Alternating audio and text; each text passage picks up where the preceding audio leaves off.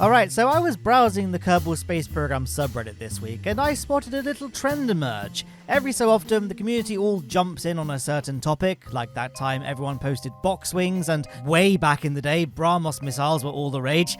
And this time, the trend is this. Is it a lander, or is it a rover? At least, I thought this was a trend. I saw two posts, the one currently on screen, showing a cool little robotic lander that transforms from an upright, uncrewed science lander to a mobile rover, so it can, move around, set up base, do science, and then move along to the next spot. Super cool concept. I then saw this post, which was what I thought was someone else taking inspiration from the first post and evolving the concept to a crude science lab that looks like a static base, but can deploy some fancy wheels from service bays and drive around the surface of the Mun. I say all of this, failing to notice at the time that both of these posts are actually from the same user. So, whoops, but too late, I already filmed this video, and hey, maybe this can kickstart a trend for other people to build upon this concept. A transforming surface base that can switch from a static science lab and habitat into a rover. Now, one of my biggest gripes with the lab and the 4-seater hitchhiker storage pod, the 4-seat crew pod in Kerbal Space Program, is that they're vertical, so that you have to kind of, that's it, right? They're vertical structures. So putting them in a horizontal structure like this, which is what I'm currently building on screen, doesn't really work, because the idea is that you can ascend and descend via a ladder between the different floors. Like, the lab is a 3-story building, technically speaking, so it doesn't really work as a horizontal rover module. However, I set out to say, hey, look, the rover will be horizontal when moving, but when we find an appropriate spot to set up a base camp, it will flip itself into a vertical position, deploy some landing legs, and jobs are good. Unfortunately, my dreams didn't really pan out here. So at the moment, I'm just building the core rover structure on screen. No wheels or anything yet, just kind of the basic habitation modules, I guess. Then my first concept was, hey, why don't we add some service bays to the side and then put the rover wheels inside those, and then the rover wheels will kind of extend out via pistons, which is what I'm adding on the screen here. This was my very first concept for just how the wheels will hide themselves and disguise the fact that this is indeed a mobile laboratory and not just a static tower. So this was this is how that went, basically. This was the first test of it on the runway. As you can see, Kraken didn't like it very much. I mean, I guess I could have persisted trying to reinforce those piston joints, but honestly, I'm just kind of used to the wobbly physics of Kerbal Space Program, and I was like, I don't think this is a salvageable concept here. So I went back to the drawing board and deleted that and tried to go for something a bit more simple. So no pistons. This time I decided to use the large hinge pieces. These are all from the Breaking Ground DLC, by the way. So here's my second concept here. So I'm adding these little wheels here, and they will simply fold in to kind of tuck themselves underneath these structural fuselages. So yeah, they'll still be visible, but they won't be immediately obvious to the kind of layman observer, so to speak. So that's kind of the second concept there. Generally, you want to try and keep things as simple as possible in Kerbal Space Program. So we're going to refrain from showing any test footage at the moment. I'm going to carry on now building out the rest of the rover. At this point, I was still kind of adamant that yes, this will flip itself vertical when it reaches a certain point of interest, or wherever the crew decide to set up base camp. That was still my objective there. So yeah, just wanted to make sure I had basically one of everything. So we've got the ability to mine stuff. We have loads and loads of electricity. At the moment, we haven't got any solar panels, but we will add solar panels, so we have means of generating electricity. And yeah, we've got those drills there to mine stuff to feed the ISRU unit, and we've got an ore tank there for the drills to fill. And all of those are pointing downwards, as are these landing legs, because again, this is all part of my idea that this thing will flip vertical. I still wasn't quite sure how I was going to get this to flip vertical, though. So this was my first idea, having this big hinge underneath the fuselage, and then there'll be a big telescoping hydraulic piston that will push the thing upwards, and jobs would be good in, basically. I added this girder as well, so to be more kind of ground surface area, so this thing wouldn't tip left or right when the piston was extending. So let's see some test footage of this brilliant idea. So already, it's not looking great. There's a lot of wobbliness and separation of the parts just there. Jebediah coming, probably getting a little bit anxious, but it's all going well so far. I'm going to speed the footage up a little bit. Real time, I was going much slower than this, but just for the sake of brevity, we'll speed it up so you can see the success or lack thereof of this test. As you can see, the piston idea it didn't really work too well. Now, this wasn't my only test. I didn't just test it once and then just give up. I did do a couple of tests. I tried a few different kind of placements of the piston. I tried more than one piston, but ultimately they all ended the same way. So this is another test here. None of it worked, basically. So then I thought, well, why don't we just use engines? We've got a mining unit here, so running out of fuel isn't an issue. First test on Kerbin, I thought, well, this is going to be going to the MUN, right? So we'll may as well test it on the MUN, so we've got the appropriate levels of thrust and all that. And yeah, my first concept had too much thrust. This concept had too little. Ultimately, I couldn't really find a graceful configuration for the engines where this thing could flip itself up vertical. Unfortunately, one of the downsides of Kerbal Space Program 1 is that there just aren't really any flat regions of most of the planets and moons. So flipping something like this, a very tall, heavy structure up vertically, and then hoping it to stay stable, it's realistically not going to happen. I don't really know what I was thinking. So I abandoned the idea of having this thing flip itself up vertical. And instead, I added these pistons here. These will basically, you can probably see how it works, right? They'll hinge their way so they face downwards and extend to raise us above the surface and have a sort of like an oil rig type thing. This is the test footage of that. The wheels fold away, the legs extend, and yeah, I was very happy with that. Obviously, then the Kerbals have no means of getting from the rover down to the surface, easily at least. So then I added this kind of little arm I'm constructing here. This is like a crew access arm that will extend down to the surface of the MUN so that Kerbals can more easily EVA.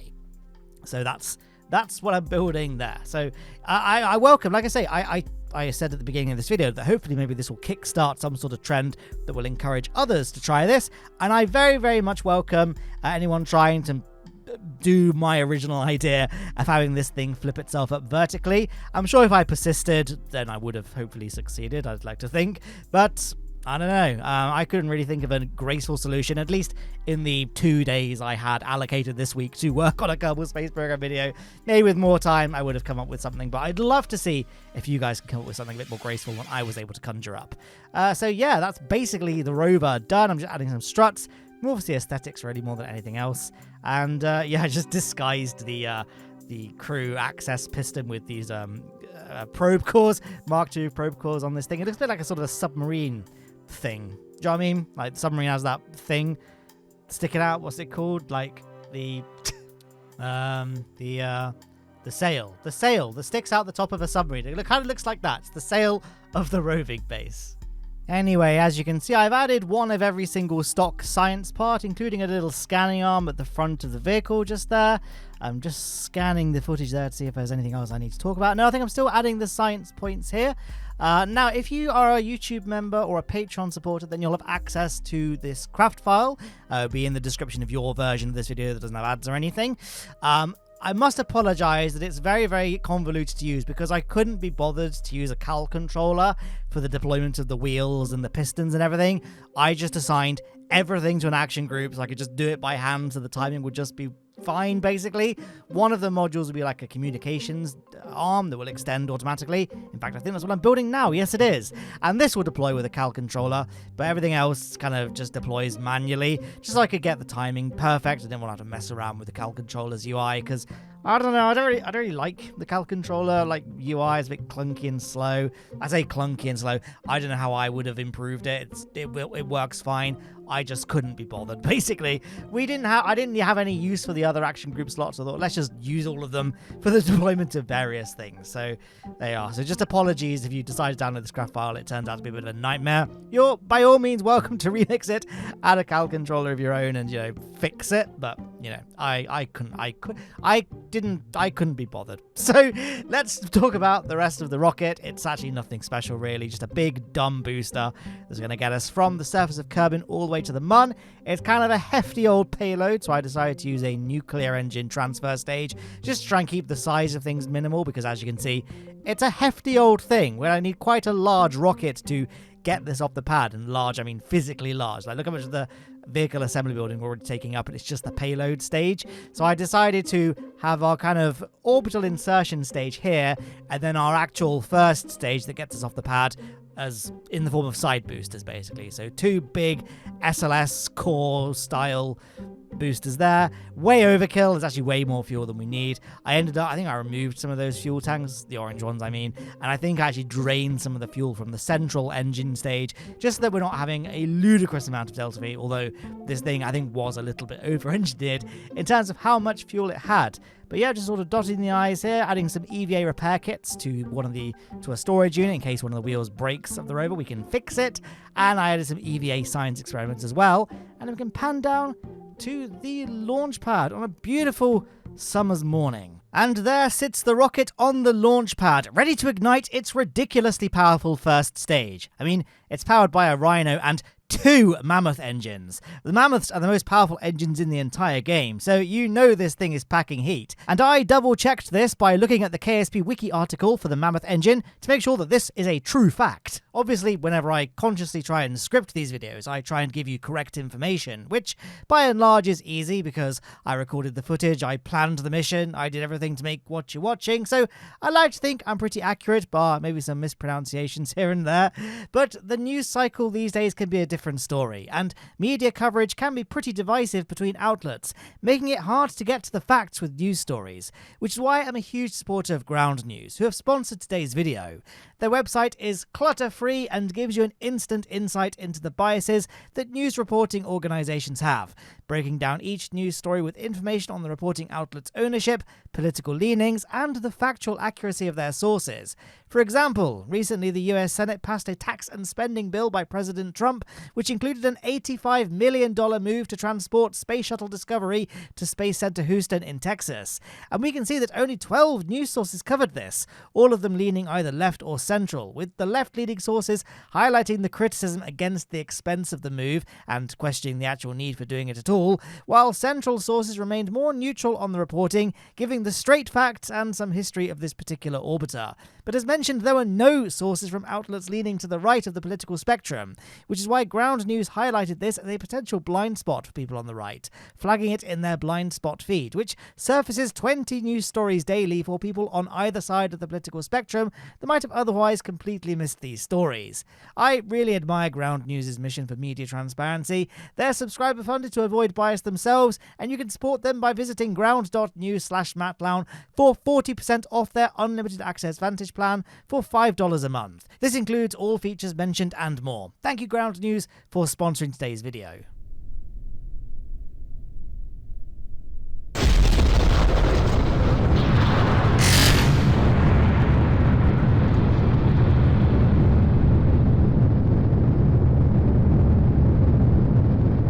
And so we are off, and actually this is our first ever mission in the Lowne Aerospace 3 save file not to feature any of the big four Kerbals, so no Jebediah, Bill, Bob or Valentina here. We got some unknowns that I just hired at random from the astronaut complex because, as you could probably guess from the watching the build time lapse, this thing doesn't have any means of getting them back to Kerbin. They're going to be staying on the Mun for the long term. So I don't really want to be stranding Jeb. I don't want to, stranding maybe not be the best words to use there, but I don't want to be leaving Jeb, Bob and Bill and Valentina there for potentially all of eternity. So we've got these unknown Kerbals here. And although, yes, Lowne Aerospace 2, the third one, has formally concluded in that, I did the Eve return, the big final boss mission, and we have the entire tech tree unlocked.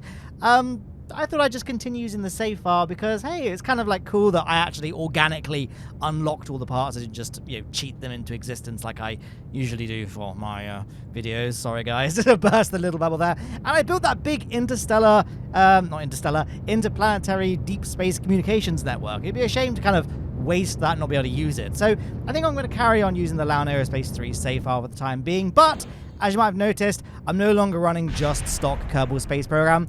Okay, well, we're still basically stock, but I've installed Restock now. So the parts look much nicer and more up-to-date and more modern looking. I didn't have this installed for the main Lowne Aerospace playthrough, mostly for the Eve mission, because I'm told that Restock, while it has a minimal impact on the performance of parts, namely to do with their aerodynamic properties and all that, it's not perfect. Like, it is slightly different from fully stock. So I thought for the main playthrough where people, although I always said that playthrough was a non-tutorial, people might still want to use it as a sort of reference guide. So I wanted to keep things stock so that everything would be, so there's no funny business, basically. Again, mostly for the Eve mission because Eve landers are so tricky.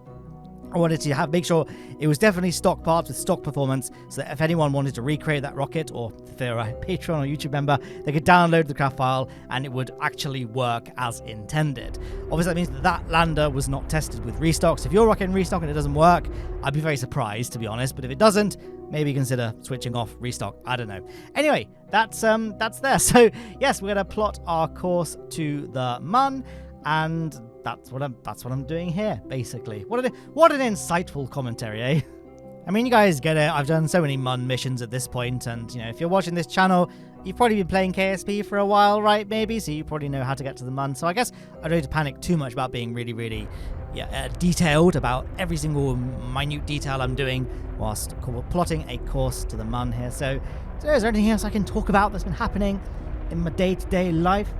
Don't think so. I got a 3D printer recently. That's some content I want to do. I want to make some 3D printing videos, because I know that the people that are making like really cool custom Kerbal Space Program kits for 3D printers. There's this amazing Jebediah Kerman statue that someone made.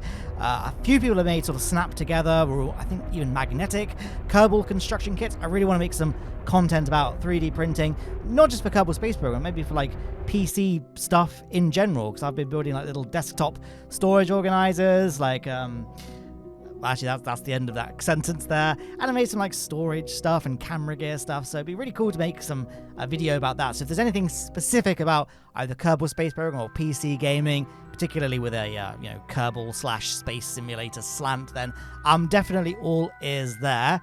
Don't think there was anything else that's been of note that I could mention here, but that's definitely something I'm all ears for if you guys have suggestions. And again, I'm always looking for suggestions. Well, I guess not suggestions, but I'd love to see you guys take your own spin on this concept of a transforming rover to base concept. I really would like to see if there is an elegant way to have my original idea work, so have the thing just be a tower basically, so that the vertical nature of the labs and the habitation modules make sense, and then have it gracefully able to flip to horizontal to drive around.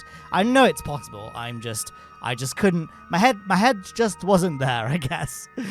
Maybe like it would work better on somewhere like Lathe, where there is a an atmosphere, so you could use like helicopter rotors to flip it up vertically maybe. That would have been a good idea. Although again, I didn't notice until editing this video that those two posts are from the same user. I'll put the original Reddit posts in the description, by the way, if you're interested in checking those out. But yeah, I didn't notice they were by the same user. So I'm like, there's a trend on the KSP subreddit. This would be a great thing for me to jump aboard on and show people what I would have done for this trend, not realizing it was just one person. So, but yeah, that's sometimes how I plan these videos. Some weeks I don't really have an idea, so I'll just go on the KSP subreddit, see what other players are doing, and be like, that inspires me to do X, Y, Z. Or I'll see someone stranded somewhere and I can do a Blunderbirds mission. I don't know. I try not to do too many Blunderbirds per year because I feel like the concept is just going to get stale. I don't know. Anyway, as you can see, we are now coming down to our landing. One thing I could have probably talked about, because it was kind of pertinent to the video, is kind of my weird course that I took. Basically, the nuclear transfer stage did not have enough delta V to circularize into a low Mun orbit.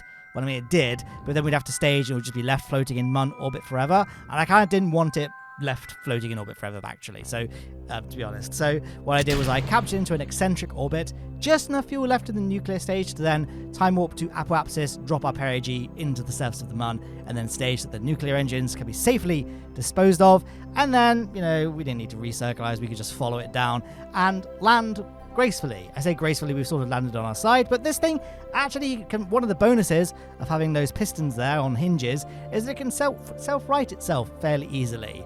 We have left a bit of debris there in the form of the vector stage there. It does have a probe core and batteries and all that on board, so I could just launch it and make sure it destroys itself. I'm not sure why I didn't do that when recording this. This is now a reminder that I need to go back into the save file and do that so there's no debris left on the surface of the Mun, but yeah, whatever. And as you can see, it works so far. I decided to have this land on its piston legs rather than its wheels, because the wheels have a bit of a tendency to break under large impacts, whereas the pistons are much more resilient. You might have noticed there were some remnants of the decouplers kind of floating at the back of the ore tank there, which looked a bit weird. So I pressed F5 and F9 to quickly save and quick load, and then Bob's your uncle, those floating things have disappeared, so we could begin our journey across the surface of the Mun and look for a suitable place to set up a base camp. So yeah, and this is kind of why I don't make many rovers on this channel, because I guess it's not immediately obvious in this particular bit of footage, but we're going to speed things up so you're not subjected to the same, well, I don't want to say boredom, but maybe tedium that I was subjected to when driving this thing at real time. And as you can see, the wheels, they just sort of slide around. It's like everything is made of ice. Maybe the Mun, canonically is made of ice in Kerbal Space Program, rather than in real life, where, of course, it's made of cheese. But this is the case for, like, all planets and moons. So even on the runway, wheels can be really slippy and slidey. So, yeah, it's kind of a frustrating thing to do, driving a rover in Kerbal Space Program. This one drives fairly well, though, in that it has quite a low center of gravity, and it's quite big and heavy overall, so it doesn't really have a tendency to flip itself over like smaller rovers tend to do in Kerbal Space Program. And here we are, we're at a relatively flat spot. That was hard to say. We're at a relatively flat spot, so now I think is a good time to test our base deployment sequence. So the wheels have been folded away. The pistons are in position, ready.